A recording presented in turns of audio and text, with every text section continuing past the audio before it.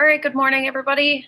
I have the do now presented on the screen, but we're going to actually be going through the do now together on the document camera. So today, as we go through our examples, we're going to be switching back and forth between Google Slides and the document camera. And so what I did is I just printed out the slide that you see on the screen right now, and I put it up on the document camera so that we'll be able to work through it together. So for the do now, you will want a calculator. So whether you want to use your phone as a calculator or you want to use a graphing calculator or whatever kind of calculator you have, make sure you have that out, and then your notes as well, because you'll need your notes today. So what I'm going to do is I'm going to shift over to the document camera so that we can work through the do now. And for the do now today,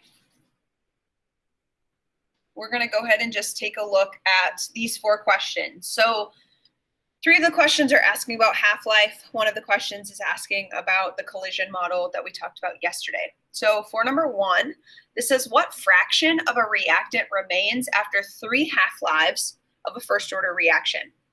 So if we have a substance that undergoes 3 half-lives, we're looking at what fraction. So not decimal, not percent, but what fraction remains after 3 half-lives. So if we take a look at this question, let's think about working with fractions. When you have all of something, you're dealing with fractions, that would be given as a 1. 100% as a fraction is 1. So every arrow that I draw on here is going to represent a half-life.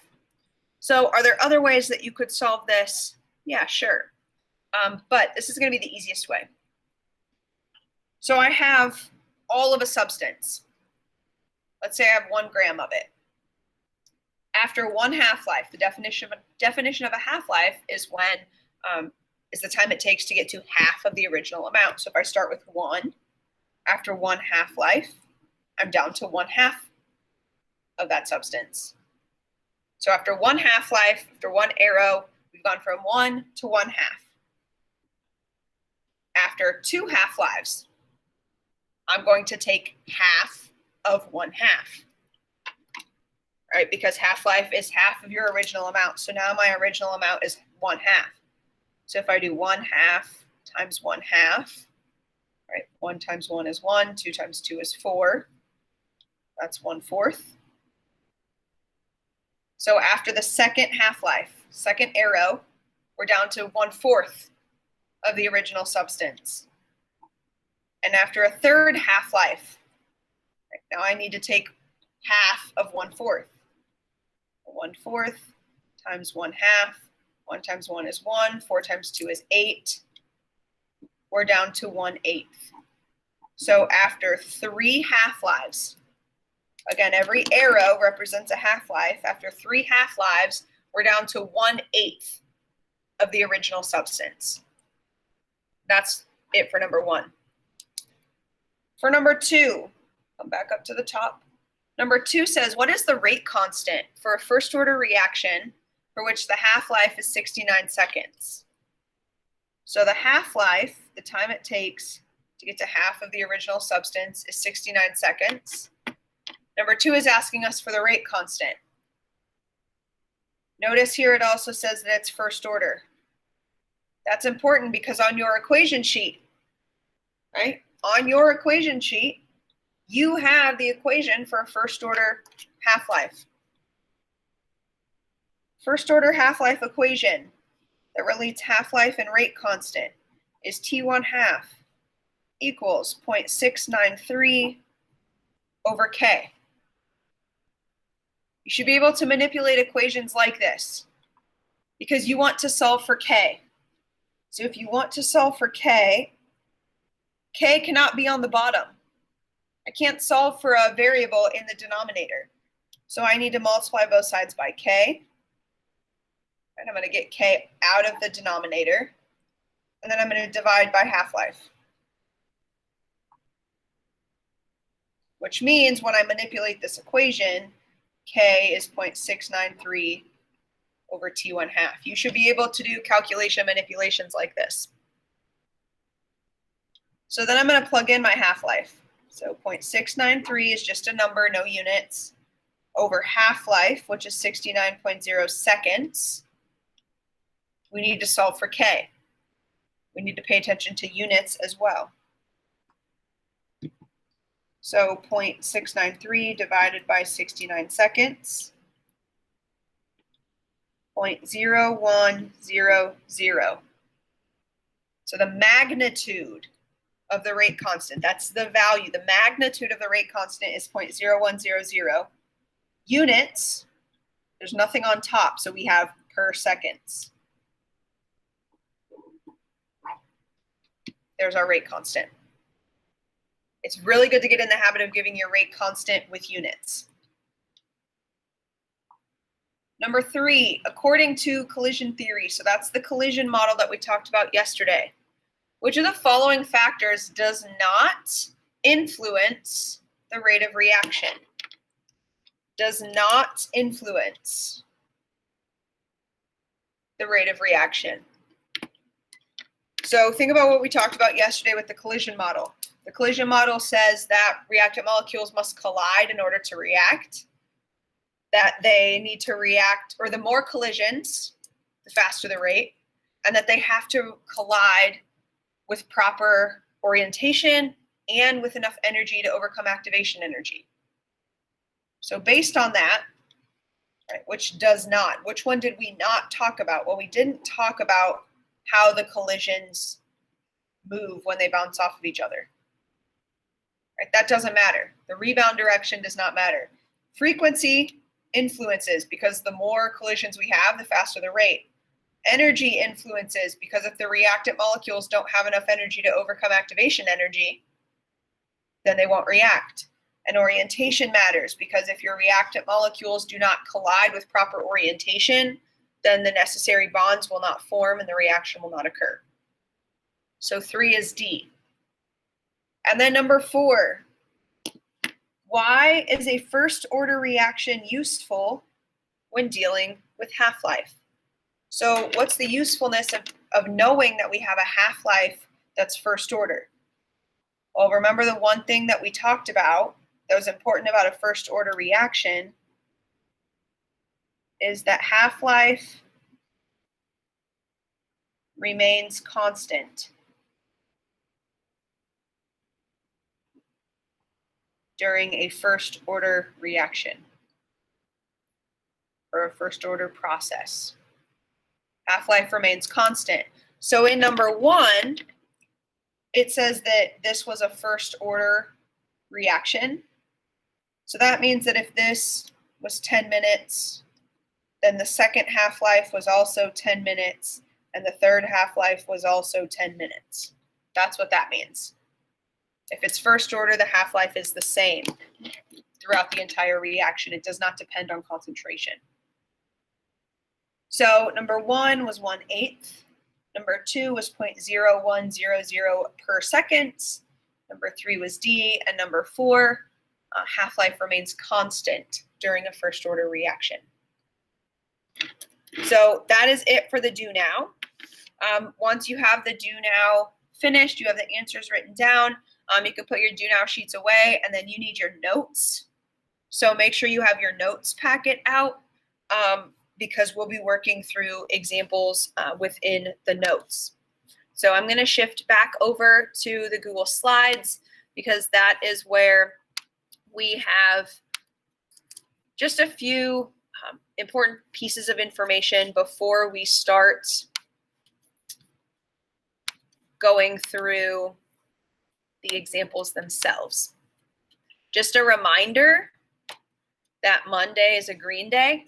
So if you are part of the green group, I will see you in class on Monday. Gold group, you'll be on Google Meet, but then if you're part of the gold group, I will see you in class on Tuesday. So during class today, we're going to go over questions from video 5.5.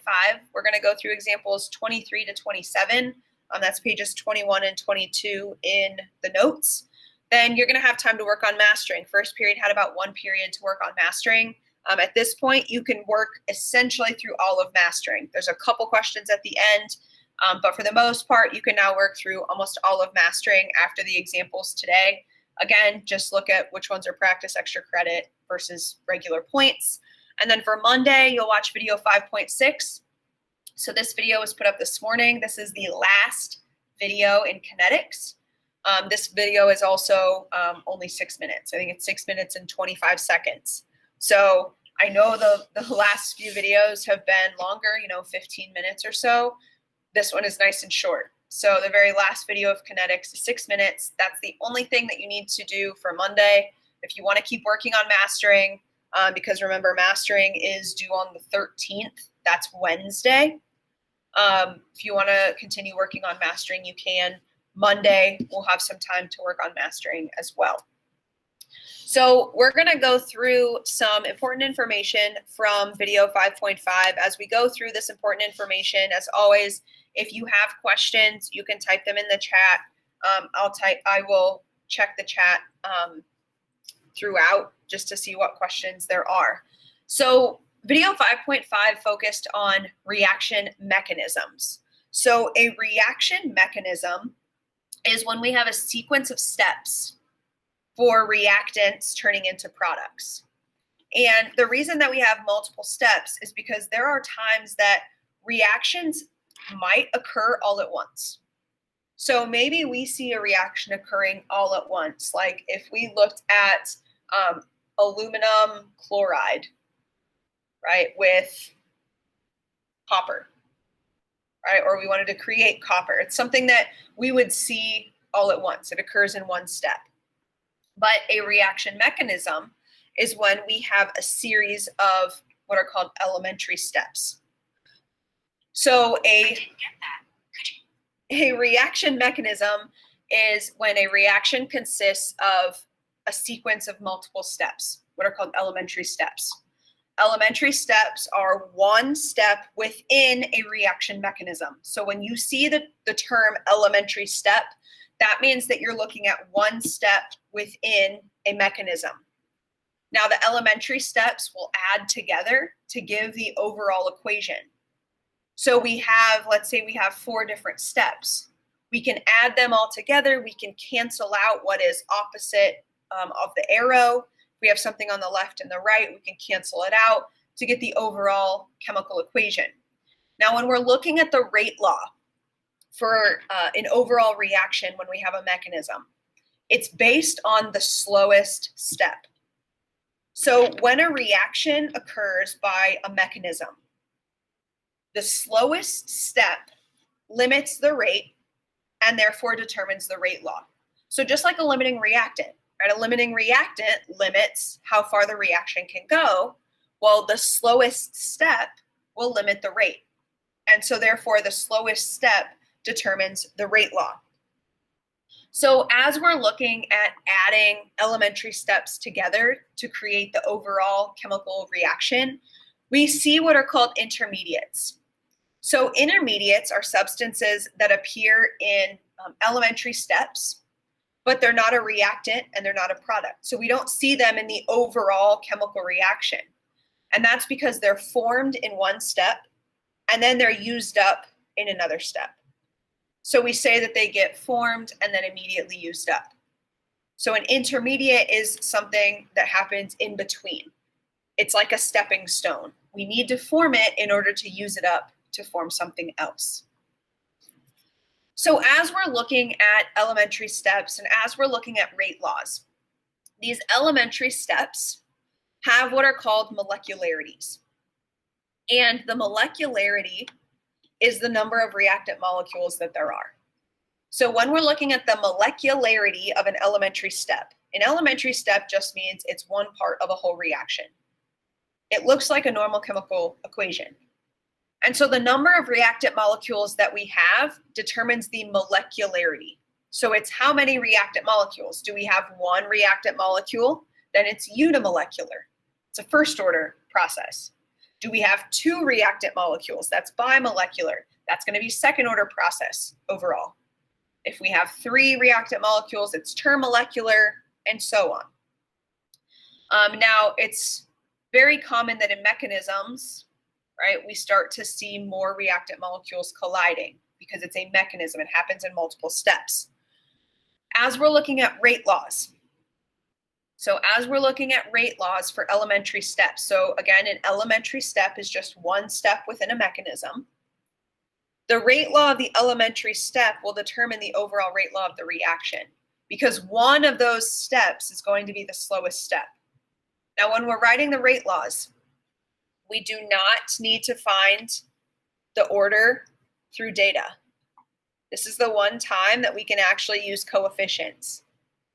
So the only time we can use coefficients to write a rate law, rate equals K times concentration of reactants, is when it is an elementary step. When it is part of a mechanism, we can just use the coefficients. And so then as we're looking at rate laws, we'll look at what's the coefficient. That's going to determine the rate law. So we're going to go ahead and look at some examples. And hopefully after the examples, then if you need to go back and you need to refer to any part of this video, it will be posted for you to review. So we're going to start by going through example 23. So in your notes, you'll go ahead and flip to example 23, which is on page 21 of your notes.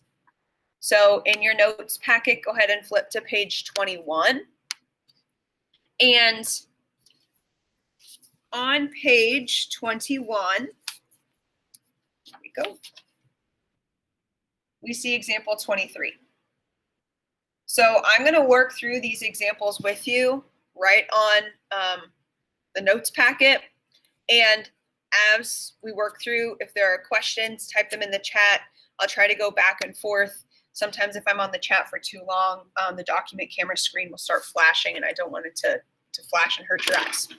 So for example 23, this says, what is the molecularity of each of the following elementary processes? So a couple of things to take just out of the first part of this. So it's asking for the molecularity. It's looking at the number of reactant molecules present. How many reactant molecules are present? That is the molecularity. Now it says that it's an elementary process. Well, knowing that it's an elementary process is useful because that means that we can look just at the stoichiometry. And then it wants us to write the rate law for each. So we're going to focus on the rate law second. I want to focus on the molecularity first. So for each of these, we're going to look at the molecularity. So is it unimolecular, bimolecular, termolecular? So the molecularity, we're looking for the number of reactant molecules present, the number of total reactant molecules present. So for A, we have Cl2. We have one Cl2 molecule present here. So this is going to be a unimolecular process. For part B, we're looking again just at the molecularity right now. So the number of reactant molecules present. So I have one OCl minus, one H2O. I have two reactant molecules present. So that means this is a bimolecular process.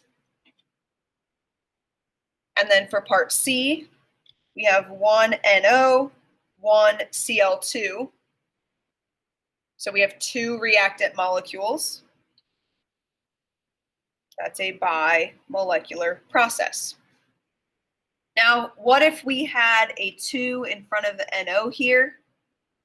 Well, then we have two NOs and one Cl2. That would result in a termolecular process.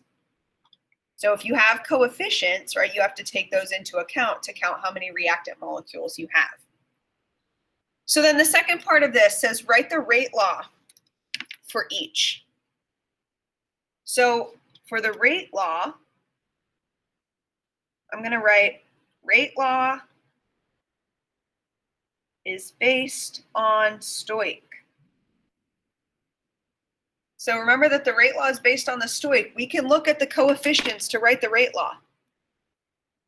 So for part A, rate law is just rate equals K times concentration of reactants raised to a power.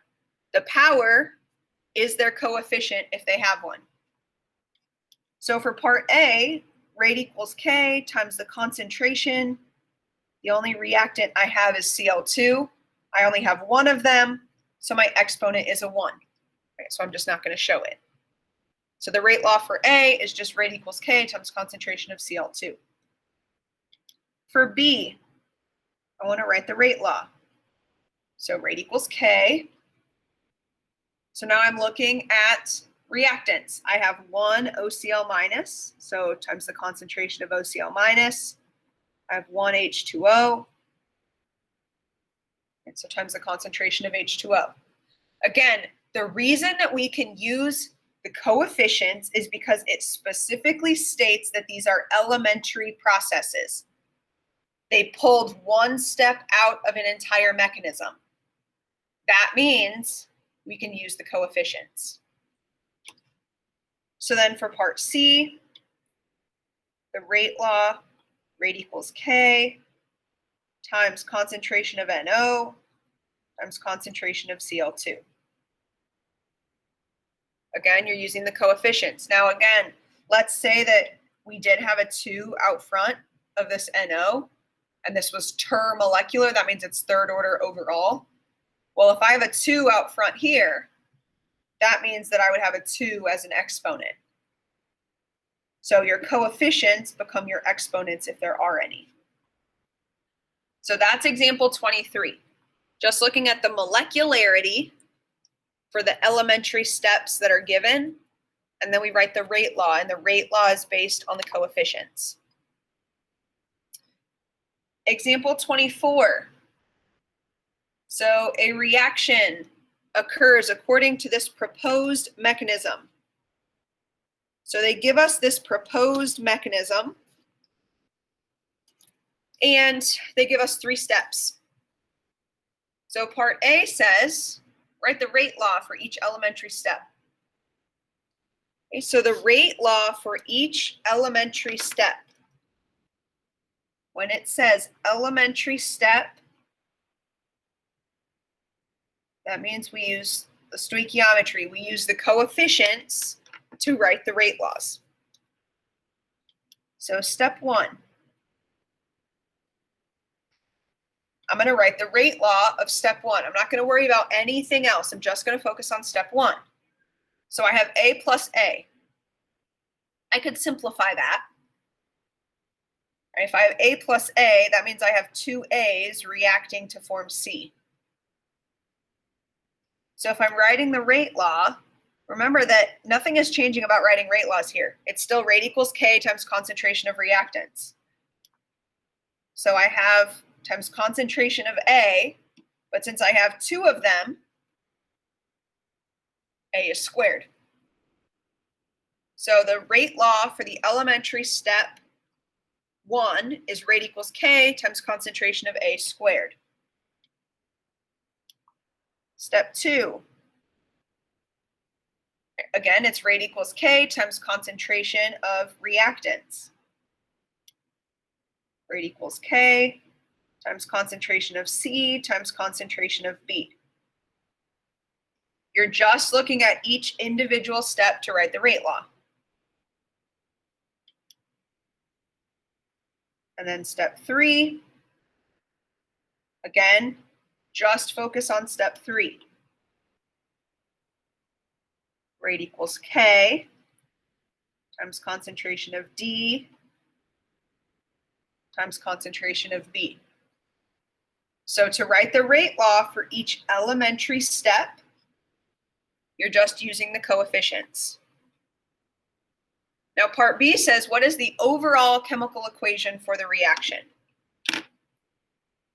So what is the overall chemical equation for the reaction? So when we're looking at the overall chemical equation, what we're going to do is we're going to do it like a net ionic equation or like Hess's law, where we're going to add everything together and we're going to cancel. So whatever is on both the left and the right of the arrow, we can cancel out. So if I take a look at all of these steps, so I'm going to put a line like this. All right, we want to add all 3 steps together to create an overall equation. So I'm going to look at this and I notice, okay, I have C on the right and C on the left. They cancel. I have 1 C on the right, 1 C on the left. I have D on the right, D on the left. That cancels. And then there's nothing else that can cancel out. So now I'm just going to add everything together into one overall equation. So I have 2 A's plus 2 B's yields C canceled, D canceled. I have E plus 2 F's. So all I did in part B is I added everything together. I canceled out what was on both the left and the right of the arrow. So whatever was the exact same, I canceled out. Now I do want to make note of what C and D were here. Notice how C was formed in step 1 and immediately used up in step 2. D was formed in step 2 and immediately used up in step 3. So C and D are intermediates. In this mechanism, C and D are intermediates. When it gets formed in one step and used up in the next, that means that it's an intermediate. And then finally, part C. So part C says it is unlikely that this overall reaction occurs in a single step. Explain why. All right, so it is unlikely that this overall reaction occurs in a single step. Explain why. So we're going to go ahead and we're going to write why this will not. So this is asking, why does this reaction right here, this overall reaction, why does this not just all occur at one time? Why does it occur in a mechanism? So we're going to say it is highly unlikely that 4 molecules, so we have 2A and 2B, so that's 4 reactant molecules, would all collide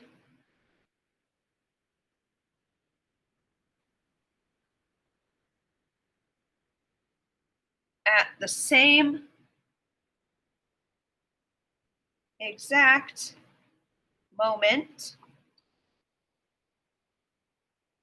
with proper orientation, right? Because orientation is important.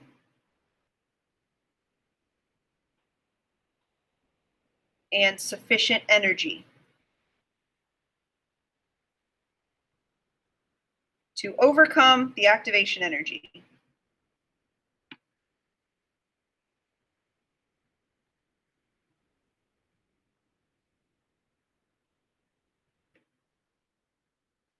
So it's very unlikely to see 3, 4, 5 reactant molecules collide in a single step.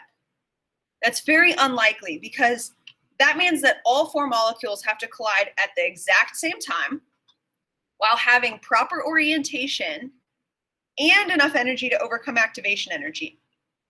And that's just very unlikely. The probability of that happening is not very high.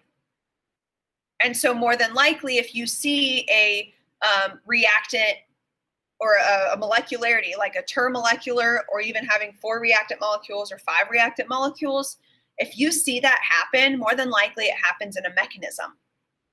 Because all 4 colliding at the same time with orientation and energy is probably not going to happen. This was actually a multiple choice question where it asks, why does this probably occur as a mechanism and not as a single step? and it's because of the molecularity of the overall reaction. 4 reactant molecules colliding at the same time is probably not going to happen. So that was part C, right? Looking at how number of reactant molecules can affect a mechanism. So any questions on 23 or 24 before we look at 25? Okay, so now we're going to look at number 25. Now, number 25 is actually similar to what we looked at yesterday, because you're going to notice in 25 that we have an energy profile over here to the side. Right? We have this energy profile. So we looked at these energy profiles yesterday. We talked about them. This one is a little bit different because if you notice, we have lots happening on here. So what this is actually showing us is multiple profiles together. So this is showing us multiple profiles together. So it's showing us multiple reaction diagrams all on one plot. And what I want to do is I want to look at what exactly this is showing. So before we even look at any of these questions over here, I want to look at what this is actually showing us. So if we take a look here, we notice that we are starting with A and we're ending with D. So remember that reaction profiles show the reactants going to products. They show what is happening to go from reactants to products. And so if we take a look at what's actually happening here, we have A overcoming activation energy to form B. So here we have A going to B. That's what this first part of the plot is showing us. And I'm going to just use a dotted line to kind of represent different parts of this reaction profile and what is happening. So here we have A going to B. Then here we have, starting with B, going to C.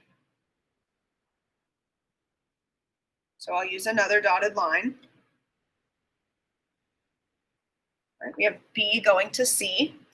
And then finally, we have C overcoming activation energy going to D.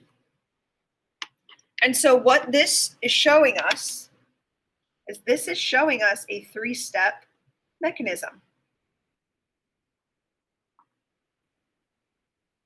It's what this is essentially showing us is this, that step 1 is A goes to B.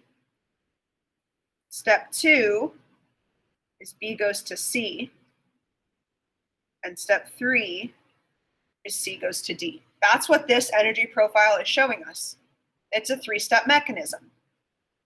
And something else that we see on here, remember that each one of these peaks,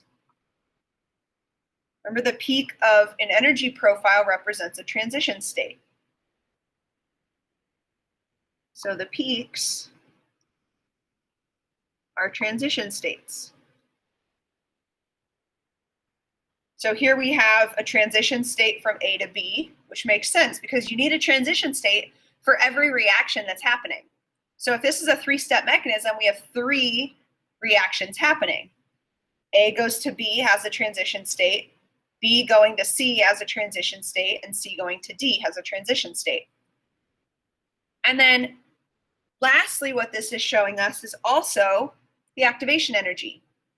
Because remember, the activation energy is from the reactant up to the transition state. The reactant up to the transition state, and then from the reactant up to the transition state. So we can see a lot of different pieces of information on this one graph. So for part A, it says how many intermediates are formed in the reaction A goes to D. So in this overall reaction, because this overall reaction, if we take a look at all of the steps here, A goes to B, B goes to C, C goes to D, it all results in A turning into D. My overall reaction, if I add these up and I cancel out everything that's on the right and the left, I'm left with A goes to D. So how many intermediates are formed? Well, I want to keep in mind what the definition of an intermediate is. And an intermediate is a substance that is created and immediately used up. So when we're looking at intermediates, we're looking at what is created and then immediately used up. Well, if we look at it, B gets created, immediately used up. C gets created and immediately used up. Right? B is an intermediate, C is an intermediate. So we form two intermediates in this process, B and C. Part B says, how many transition states are there? Well, we labeled them already on here. The peaks, right? These energy maxima, right? The maximum amount of energy. That maximum amount of energy, those are the transition states. So there's 1, 2, 3 transition states. Which step is the fastest? So if we think back to yesterday, remember that the fastest step had the lowest activation energy.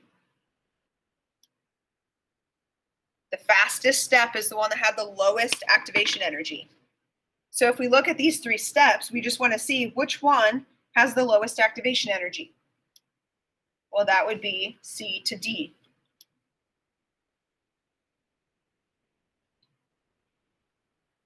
Step C to D, because it has the lowest activation energy.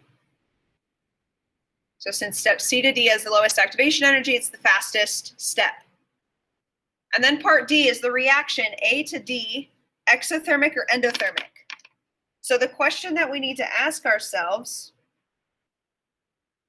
is, which has more energy? Do the reactants or do the products have more energy? Because if the reactants have more energy than the products, right? If the reactants have more energy than the products, that means that the reactants are higher up here, products are lower down here. That means the reactants have to lose energy to become products. That's exothermic.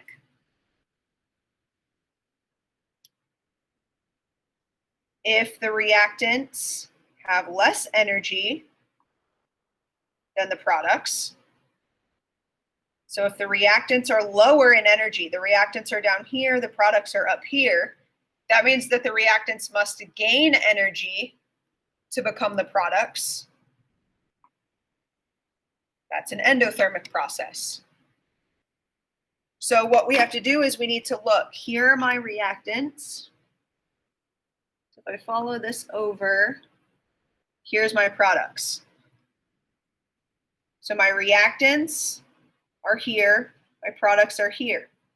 In order for reactants to become products, they have to gain energy. Right? So reactants must gain energy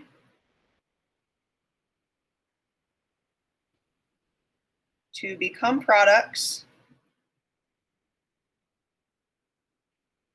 So reaction is endothermic. Right, so since your products are a little bit higher in energy, reactants have a little bit less energy. So products have more energy. That means the reactants need to gain energy to become products. So for the most part, that's looking at what we looked at yesterday, reviewing the energy diagrams, but then also looking at intermediates when we put multiple profiles together. Any questions on 25 before we shift to number 26? Then we just have 26 and 27. All right, so let's shift to 26. So if we flip to page 22, 26 is looking at a mechanism. So it says the following mechanism has been proposed for the gas phase reaction of H2 with ICl. A following mechanism has been proposed. So a couple things with this. It says that it's a mechanism. Because it says that it's a mechanism, that means that each of these steps is an elementary step. Right? Each of these reactions is an elementary step or an elementary reaction. That means when we're looking at rate laws, we can use the coefficients. And I'm just going to number it 1 and 2. So as we're talking, we have step 1 and step 2. So part A says write the balanced equation for the overall reaction. Write the balanced equation for the overall reaction. So what we're doing here is we're just adding everything together and canceling. Add together and cancel, just like we did before. I like canceling things before, just because then it's less I have to write down. So if I take a look at this, I'm thinking about adding these together. If I look at what's the exact same, I have HI on the right, I have HI on the left. That's the only thing that cancels out. So I'm left with H2 plus 2 ICl on the left, I2 plus 2 HCl on the right. So there's my overall balanced equation. Part B, identify any intermediates.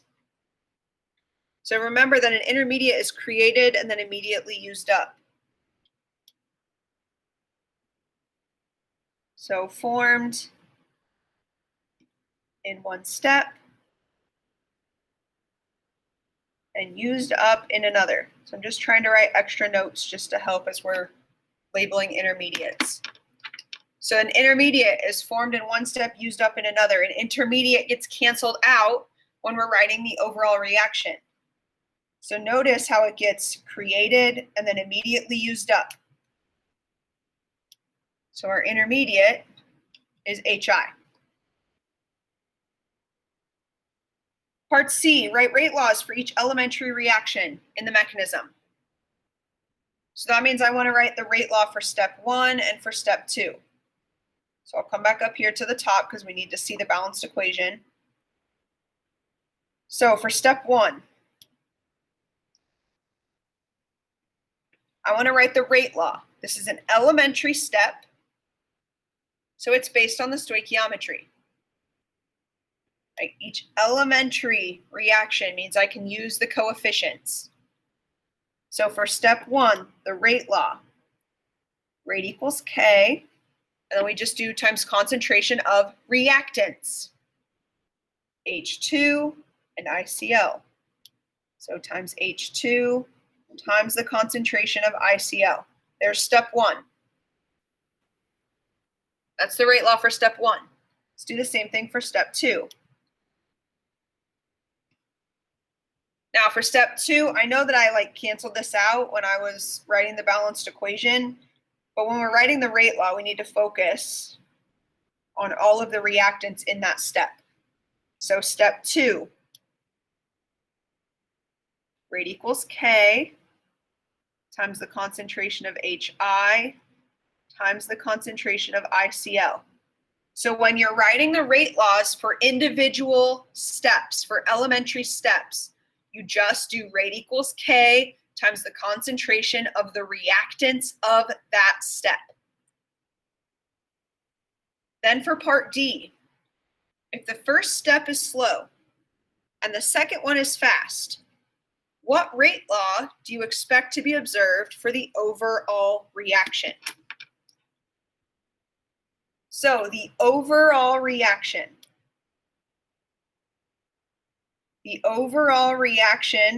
rate law is the same as the rate determining step. The rate determining step is the slow step. So it says in part D, if the first step is slow, so if step 1 is slow, that's the rate determining step. That means that that is the rate law. Rate equals K times the concentration of H2 times the concentration of ICL. That's it for part D. If the first step is slow, that determines the rate law for the overall reaction. Now, what's important to note here is that the rate law for the overall reaction has to include reactants from the overall equation, which this does. The reason that it needs reactants is because that way if you have to calculate something else, you can plug in concentrations. So for part D, our rate law for a rate determining step is rate equals K times concentration of H2 times concentration of ICL. Now, when you're dealing with rate laws and mechanisms and elementary steps, you want to hope and hope and hope that the first step is the slow step. They will tell you which one is the slow step or which one is the fast step, or they're going to ask questions like what we see here. You're never going to have to figure out which one is the slow step or which one is the fast step. They'll give you information that you need. You won't have to figure out which one's slow and which one's fast. But in part E, it says if the second step is the rate determining step, what rate law would you expect for the reaction? So if the second step is the rate determining step, that means I need to use the rate law from step 2 that I wrote out.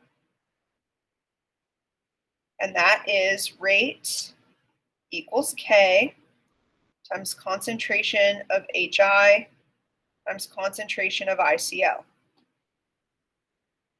Now, the reason that I said that you want to hope that the first step is always the slow step is because then you don't have to get into the algebra like we're going to get into in part E.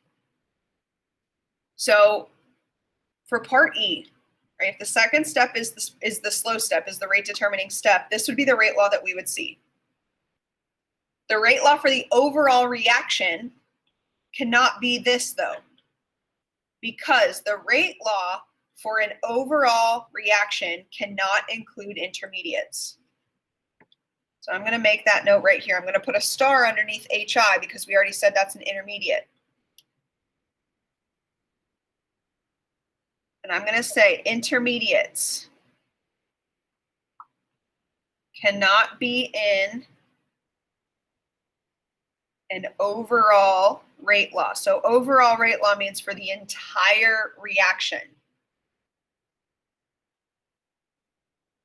Because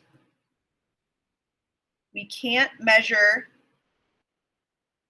the concentration of an intermediate.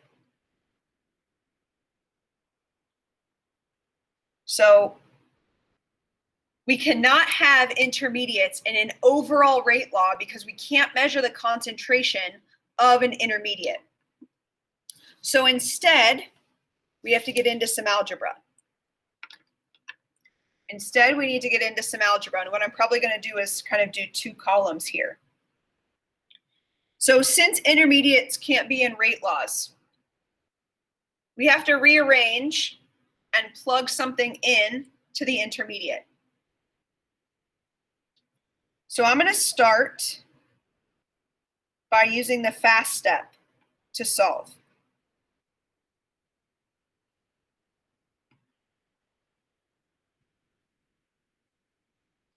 All right, so I'm going to use the fast step to solve for HI. The reason I'm solving for HI is because it's an intermediate. It cannot be in an overall rate law. An individual step rate law is fine because it's asking for each step, but the overall rate law cannot have an intermediate. So I'm going to use the fast step. So in part E, it says the second step is the slow step, which means the first step is the fast step. So I'm going to rewrite the first step down here. H2 plus ICL yields HI plus HCl. And a lot of times what you'll see for a fast step is you're going to see a double-sided arrow. You're going to see H2 plus ICL with a double-sided arrow. That means that it's at equilibrium with HI plus HCl. Right? This is the fast step. The reason that it's fast, the reason that we say it's at equilibrium is because the rates are equal. So the rate of the forward reaction, so that means the rate of H2 plus ICl being my reactants and forming products, is equal to the rate of the reverse reaction, which means HI and HCl are my reactants forming H2 and ICl as products.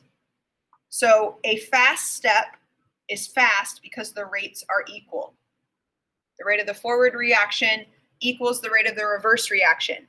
So what I'm going to do is I'm going to actually plug in the rate law, right? Rate equals K times concentration of reactants. So the forward reaction is H2 and ICl as the reactants. So the rate law is rate equals K. So I'm just doing KF. I mean, that's the rate constant for the forward reaction, times H2 times the concentration of ICl. There's the rate law for the forward reaction, K times H2 times ICl. The rate law for the reverse reaction means that HI and HCl are now my reactants. I'm going to do Kr for reverse reaction times the concentration of HI times the concentration of HCl. So what I'm doing right now is I'm using the idea that the fast step has rates that are equal to plug in the rate laws and solve for the concentration of HI. I want to solve for the concentration of HI to plug back in to this original rate law, so I no longer have an intermediate in the rate law. So now what I want to do is I want to solve for HI. All right, so here I'm just going to put an arrow. I'm going to continue my work up top. And I'm going to write solve for concentration of HI. So I'm going to manipulate this equation to solve for the concentration of HI. So I want HI on a side by itself. So I'm going to divide Kr over, and I'm going to divide HCl over.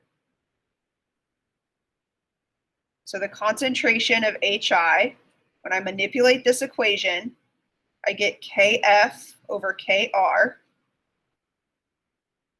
times the concentration of H2 times the concentration of ICl. I've divided HCl over as well. So it looks like this. What I did is I just manipulated this. I divided Kr over, I divided HCl over. I got HI by itself. Now, this gets plugged in for HI. So this gets plugged in for the concentration of HI in the overall rate law.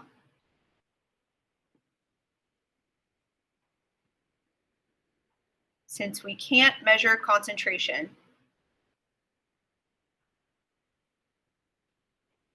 of an intermediate. That's why we did all of this. This gets plugged in for HI since we cannot measure the concentration of an intermediate. Now, some things I want to point out. K is K. K is a rate constant.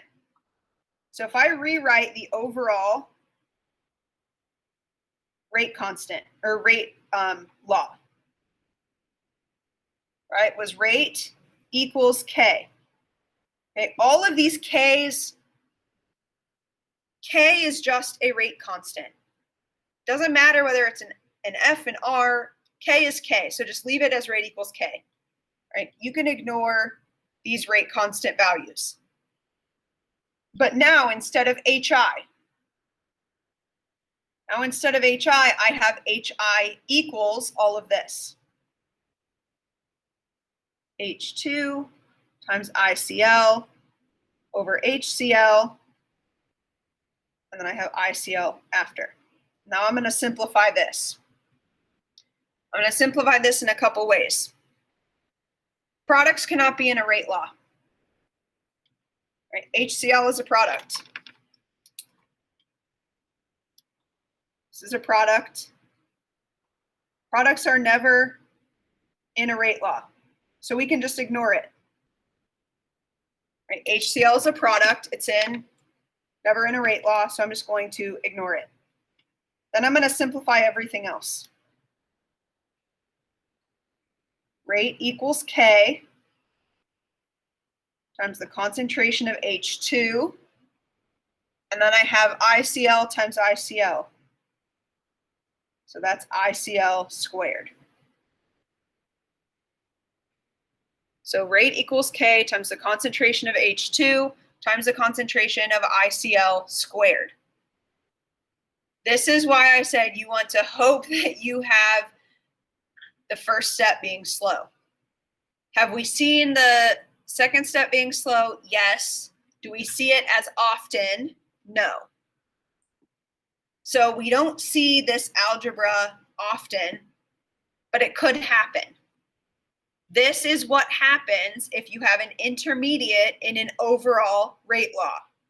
You have to manipulate the equation, solve the fast step for the intermediate, and plug it back into the overall rate law so that now all we have are reactants. H2 and ICl are reactants in the overall equation. Now this just so happens to match the stoichiometry of the overall equation. It doesn't usually. Okay, so that's example 26.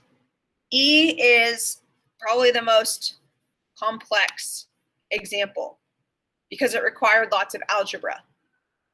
That is only if the second step is the rate determining step.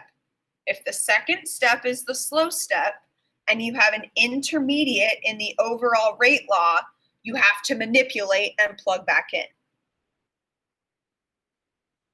Okay, so then example 27. So 27 is much shorter. With number 27, it says that the reaction 2NO plus Cl2 yields 2NOCl obeys this rate law. Rate equals K times concentration of NO squared times concentration of Cl2. It says the following mechanism has been proposed for this reaction. So we have two steps, right? Step 1, step 2. A says, what would the rate law be if the first step were rate determining? So what would the rate law be if the first step were rate determining? So remember that the rate law is based on the stoich or the coefficients of the elementary steps. The rate law is based on the stoichiometry of the elementary steps. So if it says the first step were rate determining, so the first step was the rate determining step, that means we write the rate law of step 1. The rate law of step 1 is rate equals K times concentration of NO times concentration of Cl2. It's rate equals K times concentration of reactants. Now this is okay as a rate law because it's only reactants that are in the rate law. So we don't have to worry about doing any algebra like we did in part E of 26 because there's no intermediates in here. Now, if there was an NOCl2 in here, then we'd have to figure out how to solve. But if the first step is rate determining, we're usually good to go. All right, so the rate law would be rate equals K times concentration of NO times concentration of Cl2. Part B says based on the observed rate law. So based on the rate law that's given to us up here, right? This is what they have found the rate law is for this reaction. Based on the observed rate law, what can we conclude about the relative rate of the two steps?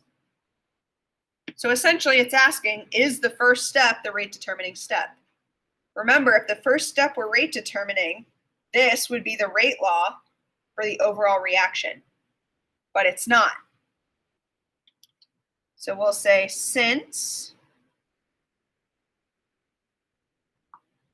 the overall rate law does not match the rate law of step 1. Step 1 is not the rate determining step. Rather, the second step must be the rate determining step. Parentheses, I'll put slow step just so that we remember.